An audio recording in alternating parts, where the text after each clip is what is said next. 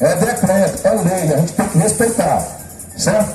E a gente está avisando aqui para os amigos da gente, não é pelo mal não, mas vem aqui, no bairro São José, duas pessoas que vieram da Fortaleza, que são daqui, não sabiam que tinham a doença.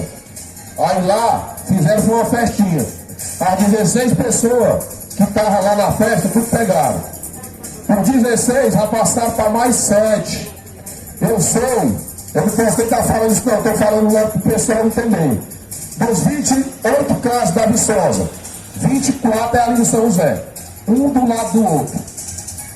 Aí nós estamos tratando tudinho. Graças a Deus não teve nenhum óbito. Tem uns que estão um pouco mal, o pessoal mais velho, estão sentindo mais. Tem uns mais novos que nem sentindo sente. Tem uns que não estão nem sentindo nada, mas estão doentes. Eles não sentem nada, mas eles passam. Entendeu como é que é? Por isso, vamos entender uma coisa, vamos ficar em casa. Vamos ficar em casa, todo mundo, tá bom? Se você precisar ir no centro, comprar uma coisa, vai lá no centro não, compra bem aqui no mercantil do Neto aqui, ali no Novo, que é mais perto, aí volta logo para casa, tá bom?